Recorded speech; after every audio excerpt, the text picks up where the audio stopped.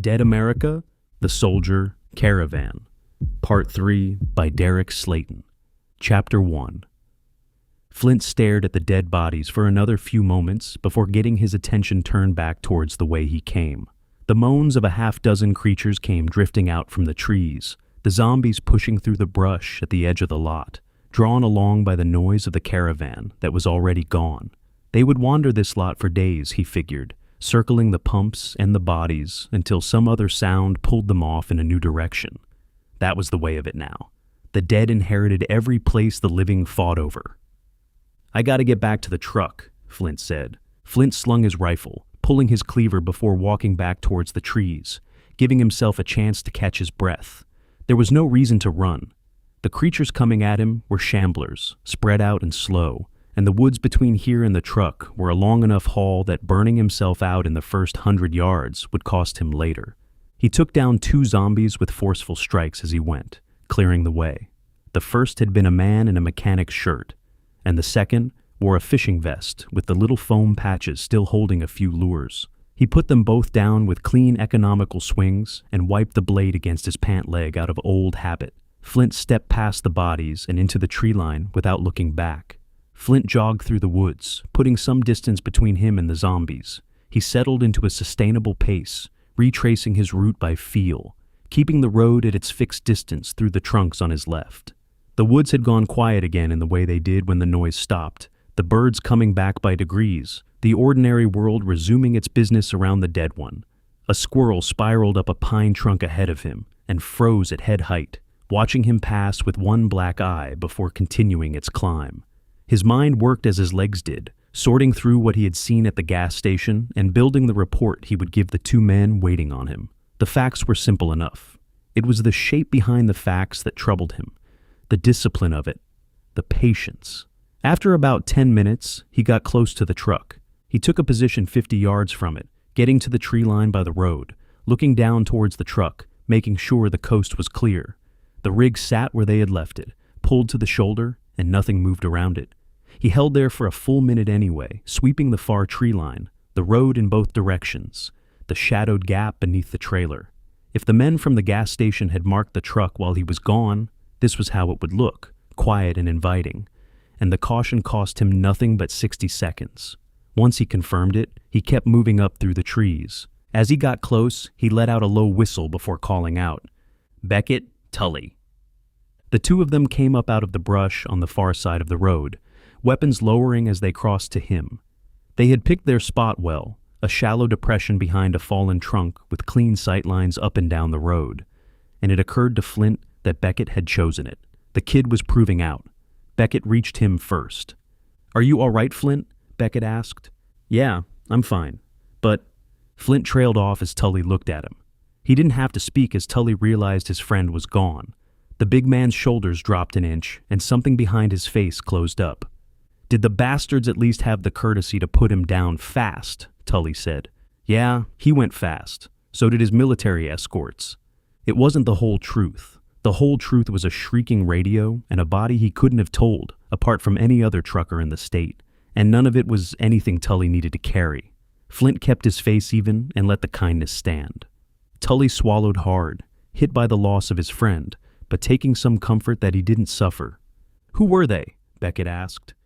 "I don't know, but they were heavily armed and organized." Flint gave them the rest of it in short order, the 4 pickups, the spacing and the sectors, the way the shooters knocked down the creatures at the tree line without breaking their perimeter, and the way the whole group folded up and rolled south like a crew leaving a job site. "Soldiers?" Tully asked. "Could be. There's a big base in Biloxi." "I don't get it. If they're soldiers, then why are they attacking civilians instead of trying to help them?" Beckett asked. "Look around, kid. The world's gone to shit," Tully said. "It's no shock that some people think that their way is the better way forward." Beckett shook his head, not thrilled with the answer, even if it did make sense. "So, what do we do?" Beckett asked. "We keep pushing to Wiggins. Those people there need our help, and I'm not going to let some road warrior thugs keep us from it." He said it plainly, without heat, the way he said most things. It landed heavier for it. Tully looked over to Beckett, both of them taking a moment before nodding to each other, confirming that they were up for it. "Looks like we're in," Tully said. Let's get loaded up then. They crossed the road together. Beckett took one last look down the empty stretch behind them before climbing up into the third seat, and Flint stood on the step a moment longer, giving the tree line on both sides a final sweep out of habit before pulling himself in. The trio settled into the truck, Tully starting it up and letting it idle for a moment. His hand found the hula girl on the dash and gave her a tap, but there was nothing playful in the gesture this time. It looked more like a man touching something for luck. Finally, he put it into gear, and they started driving down the road. "Just keep your eyes forward, Tully," Flint said. The driver nodded, gripping the wheel as he kept his focus forward as they rolled by the truck stop. Flint looked over, seeing the handful of zombies roaming around, the bodies laying right where he left them. The creatures had spread out across the lot, drifting between the pumps, one of them standing over Earl without any interest in him at all. The dead held nothing for the dead. Flint felt a little tinge of regret at not being able to provide them a proper burial, but he knew that there were more pressing needs. Somewhere up the line, Earl had people, or had had them once, and the same went for the two soldiers whose names Flint would probably never learn. He added it to the ledger he had been keeping since the first night, the long tally of things that should have been done right and couldn't be, and he let the truck stop slide out of the mirror. The soldiers kept keen watch as they drove, making sure that there wasn't an ambush.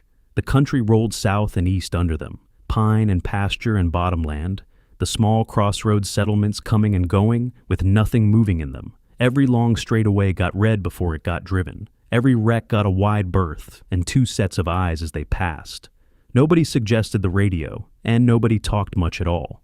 Tully drove with both hands on the wheel and his jaw set. And whatever he was doing with his grief, he was doing it privately and keeping the truck steady while he did. Much to their surprise, the roads were clear. No fresh roadblocks, no vehicles shadowing them on the parallel routes, no glint of glass from the tree lines. The miles fell away, and the absence of trouble began to feel like its own kind of trouble. Men who had just proven how organized they were didn't simply lose interest. As they got within 3 miles of Wiggins, Tully slowed to a stop. "What are you doing?" Beckett asked. "Just playing a hunch, kid." Tully reached up, turning on the CB radio, flipping slowly through the channels. Channel after channel of static went by, the driver holding on them for a solid 5 seconds before switching to the next. The hiss of each one filled the cab, empty air stacked on empty air, and the three of them sat there listening to nothing, with the engine idling under them. Channel 3 had a faint rhythmic clicking, buried in the static, that might have been interference and might have been nothing. Channel 5 was dead silence, somehow worse than the hiss. Beckett leaned forward between the seats, and even Flint found himself holding his breath through each 5 count. Tully's thick fingers worked the dial with a delicacy that didn't match them, and his eyes never left the middle distance out the windshield. After the 7th channel, he changed it to the next one, a panicked voice coming over the speaker. It sounded like a younger man, maybe late teens, clearly in distress. "Please, anybody, help us, help us." Tully reached up for the receiver, but Flint stopped him, his hand closing over the driver's forearm. "Not yet," Flint said. Tully wasn't thrilled with the sergeant, but he held off, letting the kid continue to plead. Flint kept his hand where it was and made himself listen, not to the fear in the voice, but to everything around it. The kid was indoors somewhere, the sound of him boxed in and close. The gunfire behind him was outgoing as well as incoming, which meant the town was still fighting, and the kid was broadcasting in the blind on a common channel, which meant nobody in Wiggins was running their communications, which told Flint plenty about how organized the defense was. "Please, we're in Wiggins and we're under attack. They're trying to kill us all. Please, somebody, anybody help us." The voice cracked apart on the last word. Gunfire popped somewhere behind it, small and distant through the speaker, and the transmission keyed off and back on again, like the kid couldn't decide whether holding the button down was keeping him alive or getting him killed. Tully again reached for the receiver, but before he could grab it, Flint reached up and clicked the CB radio off. The silence that dropped into the cab was immediate and total. Tully turned in his seat. "What are you doing? That boy needs help." "And we're going to give it to him. What we're not going to do is give ourselves away to the enemy." Tully thought about it for a moment before nodding in agreement. The anger drained out of his posture as the sense of it landed, leaving just the urgency behind. "Okay, yeah, those assholes might be listening." "So what's the play?" Beckett asked. Flint thought for a moment before responding. 3 miles up the road, a town full of people was fighting for its life, and a kid was on an open channel begging anyone listening to come and die with them.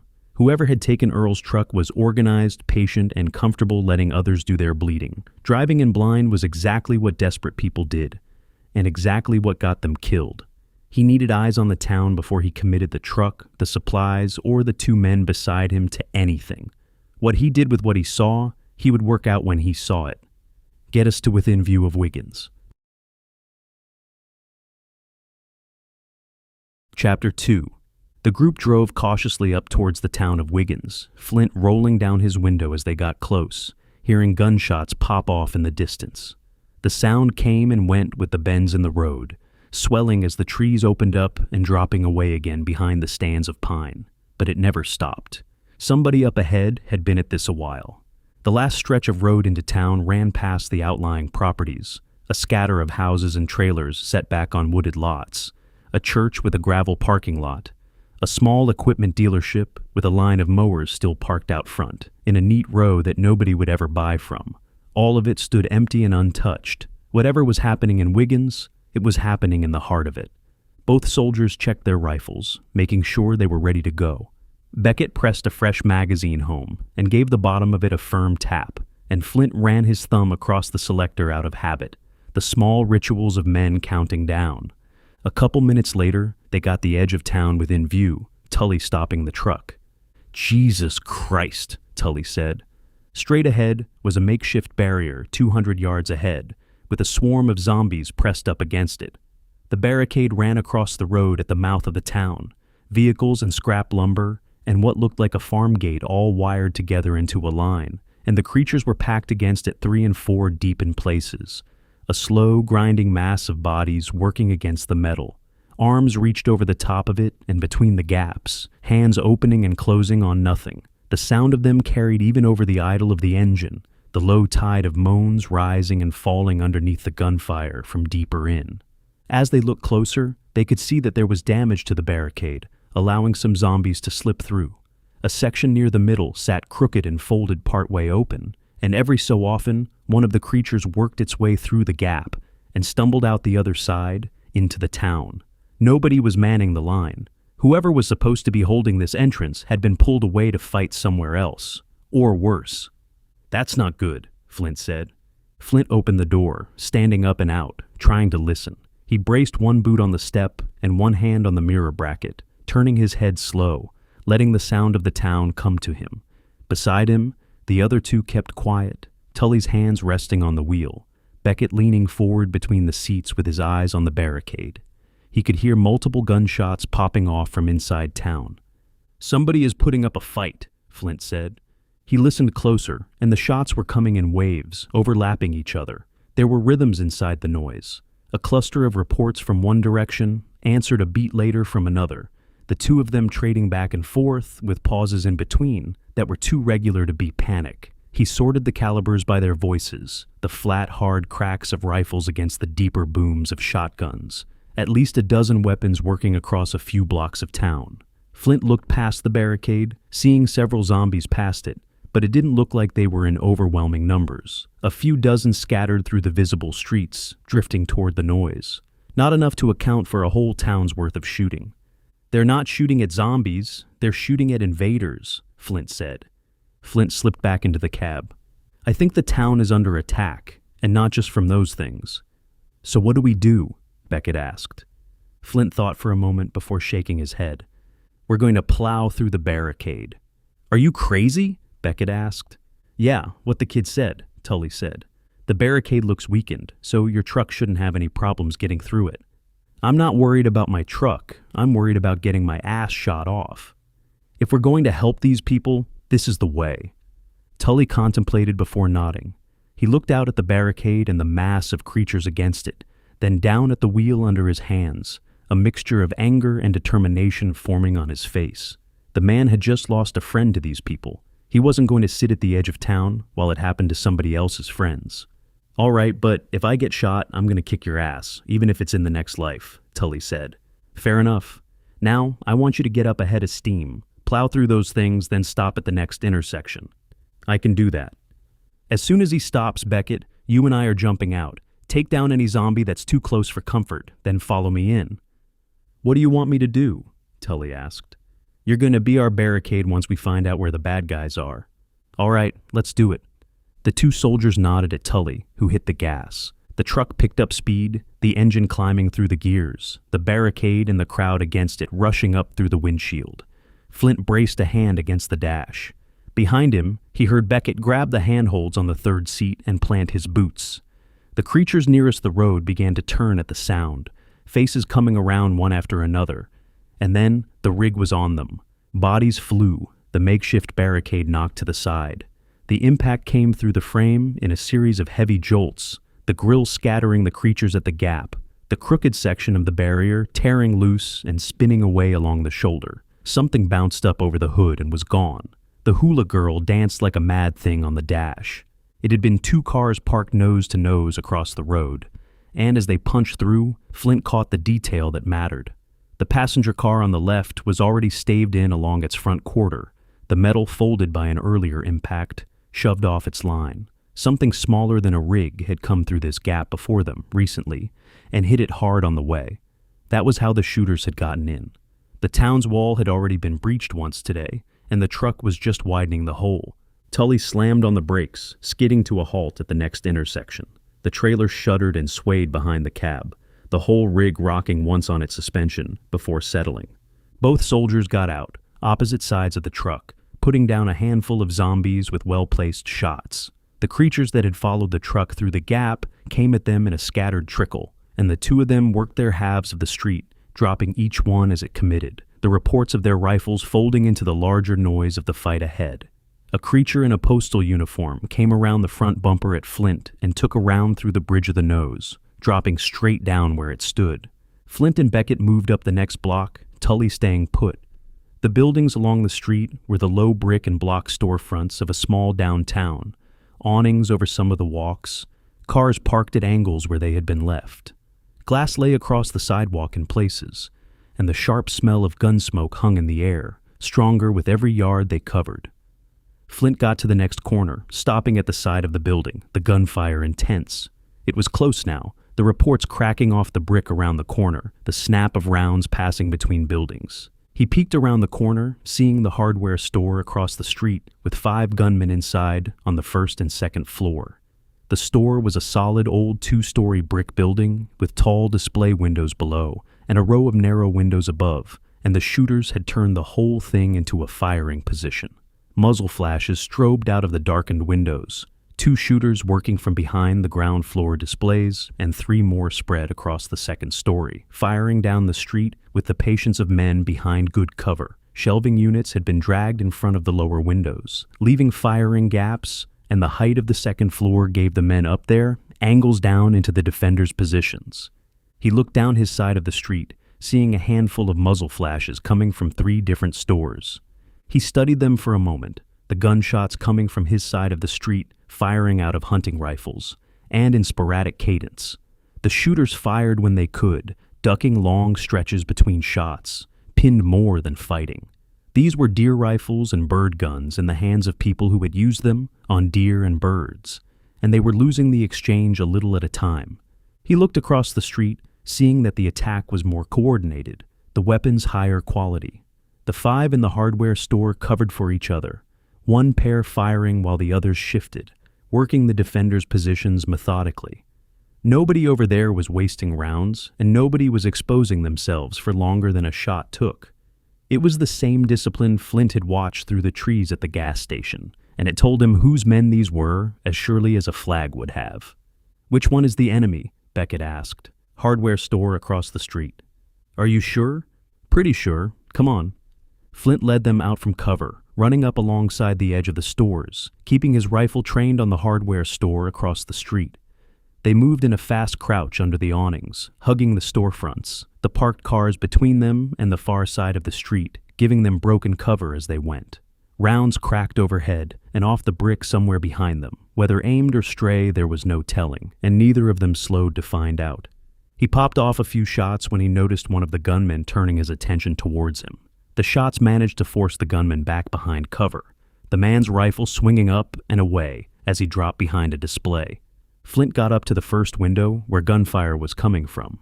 He lowered his shoulder and pushed through the door into the small sporting goods store. The bell over the door jangled and glass crunched under his boots as he came through, Beckett a half step behind him. The interior was dim and close, racks of camouflage clothing and shelves of ammunition boxes crowding the floor, a wall of mounted deer heads watching over all of it. There were two women by the front window with hunting rifles, both of whom turned at the sound of him coming through the door. They were dug in behind a knocked-over gun counter dragged up against the window frame, spent brass scattered across the floor around them, and both of them had the raw, hollow-eyed look of people who had been fighting for their home since before the newcomers arrived. Before they could turn their weapons towards him, he raised his hands, rifle pointed upwards. "We're friendlies! We're friendlies!" Beckett did the same, raising his hands. The women hesitated for a moment before nodding. The older of the two ran her eyes across their fatigues and their gear, and something in her face shifted from alarm to a fierce kind of relief. "If you're friendly, then get over here and start shooting," the woman said. "First things first, we need cover." Chapter 3. Flint took position by the window, popping off a few shots as Beckett ran back out the door. The younger soldier was gone into the noise of the street before the bell over the door finished ringing, headed back the way they had come to bring Tully forward. Flint settled in behind the overturned gun counter beside the two women, working his rifle through the gap between the counter's edge and the window frame. He put his rounds into the hardware store's ground floor windows, unhurried, more interested in keeping heads down than in scoring hits. The return fire came back at their position in short bursts, rounds smacking into the brick outside and thudding into the counter, and the three of them rode it out low and came back up firing between the volleys. Beside him, the older of the two women worked the bolt on her hunting rifle and sent a round across the street, her cheek welded to the stock with the settled form of somebody who had grown up shooting. The younger one fired and ducked, her jaw clenched tight. "I'm Flint," he said. "I'm Cindy." The introduction happened between trigger pulls, the two of them talking sideways at each other across the counter with their eyes on the street, and there was something almost comical in the manners of it. Names exchanged over gunfire, like being seated next to a stranger at a wedding. "Okay, Cindy, in 30 seconds, there's going to be a large tractor trailer pulling through the street. When it does, I want you to get your people to flank to the right." "What are you going to do?" "My partner is going to bring up the left flank, and I'm going right through the center." Cindy stared at him for a beat, and he watched her decide not to argue with the man who had walked into a firefight to help strangers. She turned and called back into the store, relaying the plan in quick-clipped words to the younger woman, then leaned out just far enough to shout it down the line to the next storefront over, her voice carrying over the gunfire with the authority of somebody the town was used to listening to. Cindy nodded as they heard the tractor trailer making the turn onto the road. The sound of it rolled down the block ahead of the truck itself, the deep working growl of the diesel climbing over the gunfire, and Flint watched the reaction ripple through the hardware store. The shooting from the far side faltered, shapes shifted in the darkened windows, weapons swinging toward the new sound, the methodical rhythm of the attackers breaking for the first time since Flint had laid eyes on them. A moment later, it pulled in front of them, stopping directly across from the hardware store. The rig came down the middle of the street with its trailer swaying, brakes hissing, and Tully laid it to a stop like a wall dropped from the sky, the trailer blotting out the ground floor of the hardware store from the defender's side of the street.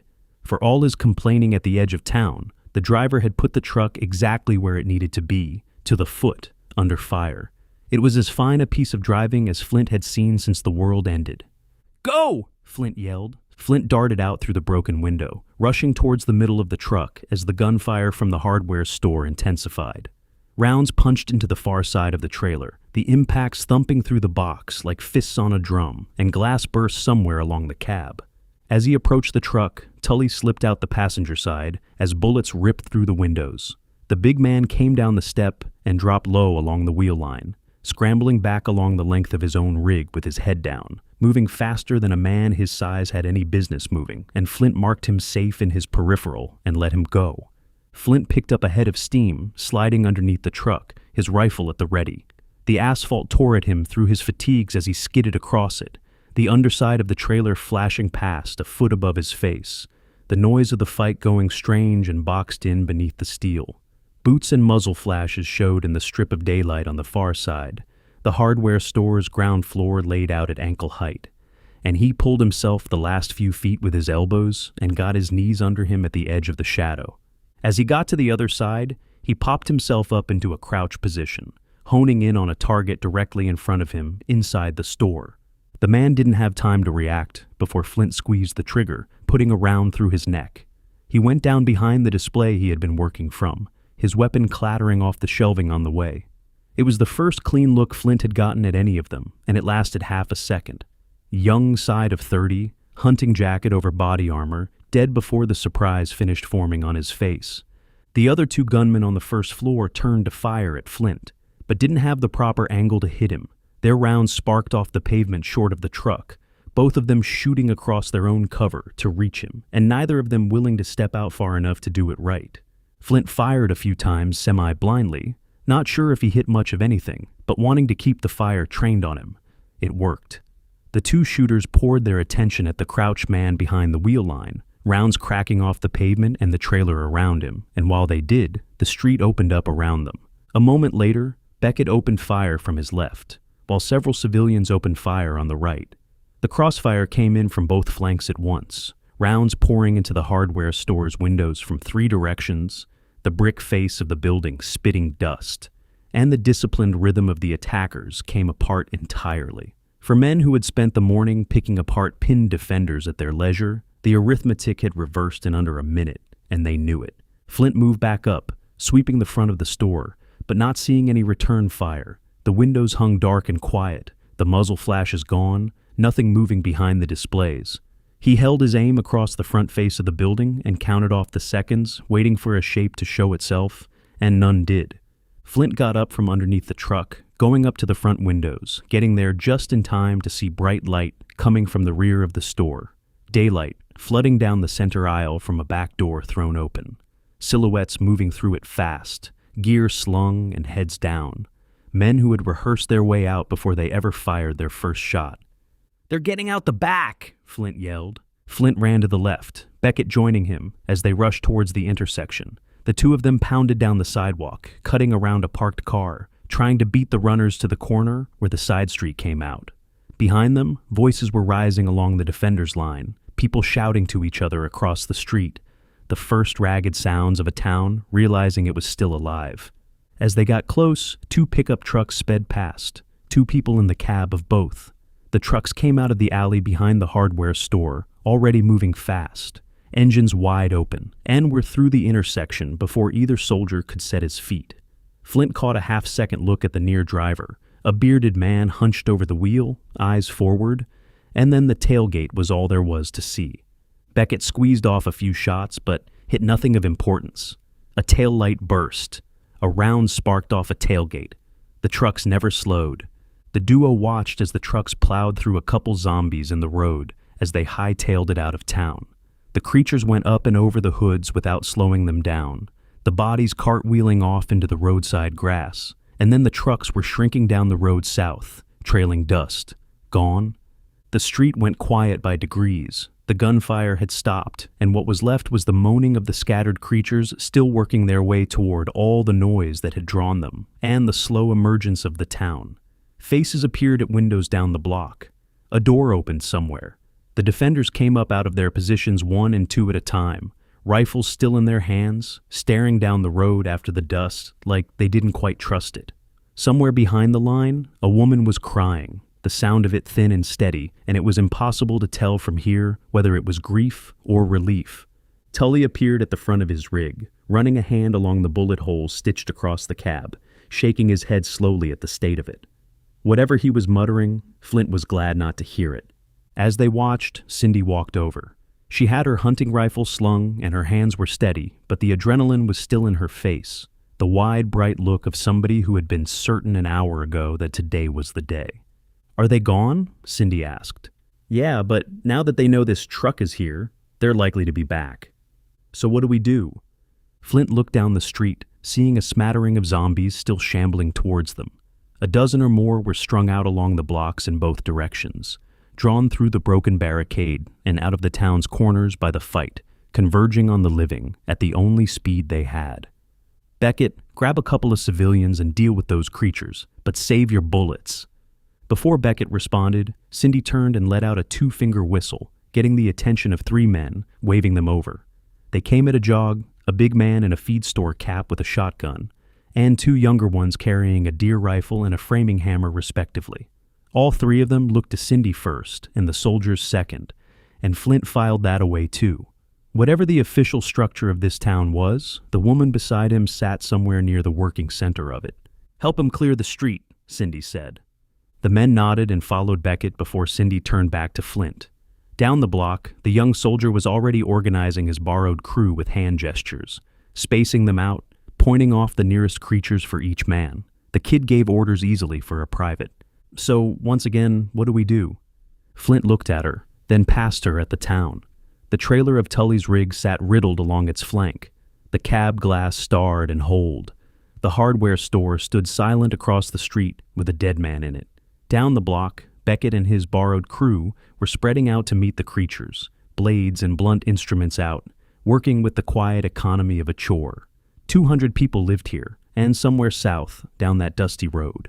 An organized group with trucks and discipline now knew there was a military supply rig parked in the middle of Wiggins. "I'll be honest with you, Cindy, I'm not entirely sure.